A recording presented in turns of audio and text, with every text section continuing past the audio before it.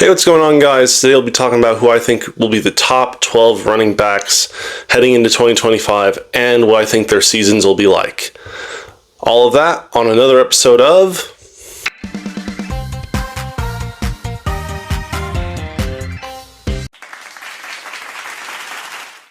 So number 12, we have Alvin Kamara. Now, Alvin Kamara had a good 2024 season despite the Saints' collapse, and I think he will have a good 2025 season. However, I don't think the Saints' collapse will stop and the team will be bad, but I think Kamara will be one of the bright spots on that team. Expectations for him could easily be to reach 1,000 yards on an offense that will likely revolve around him, both in the passing and running game. I do think he will have a good number of touchdowns, and he will be a highlight reel machine in 2025. So at number 11, we have Devon Achane. Now, Achane had a good 2024 season like Kamara, but he was a part of the Dolphins offense, which was also very bad in 2024. Unlike the Saints, I think the Dolphins offense rebounds in the upcoming season, and Achane is easily going to be one of the biggest beneficiaries of the renewed offense. If Tua can stay healthy and keep the passing game alive, Achane will see a lot of production both in the running and passing game and will earn his place as one of the top 11 running backs in the NFL next year. So at number 10, we have James Cook. Now, James Cook had a good 2024 season for the Buffalo Bills. However, his numbers were slightly cannibalized by Josh Allen liking to get rushing yards and rushing touchdowns of his own.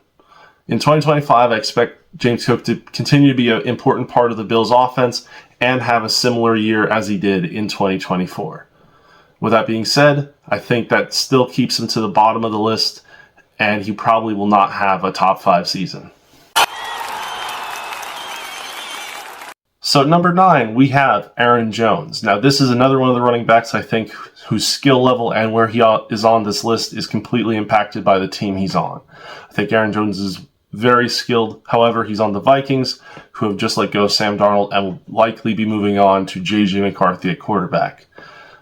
I think with a rookie quarterback and uncertainty around how good of a pass thrower he is, I think Jones will be the focal point of many opposing defensive coordinators as they look to shut down the run and make J McCarthy throw. He had a good 2024 season with Sam Darnold on the Vikings, but I do not think that season will necessarily duplicate itself. However, with a rookie quarterback, he will get a lot of touches, so I think Aaron Jones will have a good season. It just might not be as explosive as it would have been if it was a veteran quarterback. So number 8, we have Joe Mixon. Now, Joe Mixon, if he wasn't injured in 2024, would have had one of the best seasons of his career with the Houston Texans. I think if he stays healthy, he will still have an amazing 2025 season. He was a touchdown machine for CJ Stroud, and that looks to not be going away. With improved weapons on the passing line, as long as the Texans can rebuild that O-line to some degree in 2025, Joe Mixon's in for a monster season. So at number 7, we have Josh Jacobs. Now, Josh Jacobs in 2024, like both Derrick Henry and Saquon Barkley, took to the road from his former team to seek a veteran option somewhere else. The Packers picked up Jacobs and proceeded to have one of the best seasons of his career. Now, Jacobs, while having a good 2024 season, was stifled a little bit because of the Packers' passing game being inconsistent and the injuries to Jordan Love at different points of the year. I think Jacobs will have a good 2025 season with a revamped Packers offense, and as long as everyone stays healthy, he is in contention for a top 5 best season. So number 6, we have Jonathan Taylor. Now, Jonathan Taylor had a decent 2024 season with the Indianapolis Colts. I think he will have a better 2025 season because of the quarterback uncertainty in Indianapolis. Regardless of if it's Anthony Richardson or Daniel Jones at quarterback, Jonathan Taylor will be a major part of that offense due to the fact that neither Jones or Anthony Richardson have proven to be consistent passing quarterbacks at any point in their career. I think, especially in the red zone, Jonathan Taylor will be option number one. So at number 5, we have Kyren Williams. Now, Kyren Williams had a good season for the Los Angeles Rams in 2024. I know a lot of Rams fans, including myself, are a little irked by the fumbles in the playoff game against the Eagles, but I don't think that's very indicative of his overall skill level and how the Rams will use him in 2025. I think he's in for a great season with the Rams. He's already been several times their main red zone target, and I think that continues in 2025. I don't think the Rams are in a good place to find a running back that will replace him. They had drafted Blake Corum in 2024, and he has not come close to replacing Williams yet. I think Williams will remain the lead back and likely have a 1,000-yard plus season in 2025. So at number 4, we have Bijan Robinson. Now, Bijan Robinson had a good 2024 season for the Atlanta Falcons, and I think he will have a better 2025 season. In 2024, his production was stifled partly because of Kirk Cousins' slow collapse throughout the season. However, in 2025, with more stable leadership at quarterback, I think he will have even better production. I think Bijan Robinson is one of the most talented running backs we've seen in recent years. However, he's been held back by the team he's been on.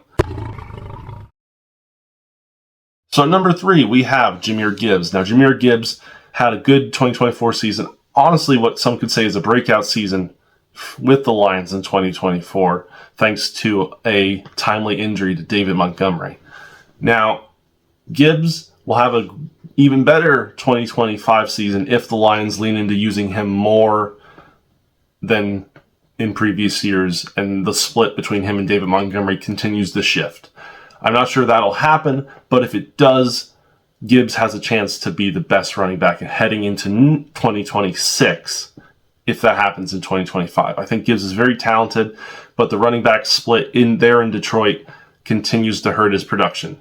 With that being said, he gets a lot of production despite the split, but I do think for him to take a step forward even higher on the list, he will need the situation of sharing snaps with David Montgomery to change significantly heading forward. At number 2, we have Derrick Henry. Now, Derrick Henry proved to everyone that age is just a number with the Baltimore Ravens in 2024. He had a great season, and if the Ravens had only used him more, he would have probably been the best running back in 2024. I think in 2025, he will continue to defy his age and have a good season with the Ravens. I think the Ravens will become more comfortable with using him and unleash him upon the rest of the NFL as much as possible. I think the one thing that does hold him back, and the reason he is not number 1 on this list, is Lamar Jackson. Lamar Jackson is known to run on his own, and he does it somewhat frequently. At number 1, we have the man, the myth, the person who will likely someday have a statue outside of Lincoln Financial Field, Saquon Barkley. Now, Saquon Barkley had a legendary 2024 season, and had the Eagles allowed him to play in the 18th week of last year, probably would hold the single-season rushing record. I, as a Rams fan, am very glad they didn't let him play because Eric Dickerson continues to hold that record. But I think the Eagles will continue to lean heavily into Saquon in 2025, and he will, injuries pending, as long as he stays healthy, he will have a repeat season, and at least, maybe not in terms of repeat in terms of yardage or touchdowns, but a repeat in being one of the best, if not the best, running back in the National Football League in 2025.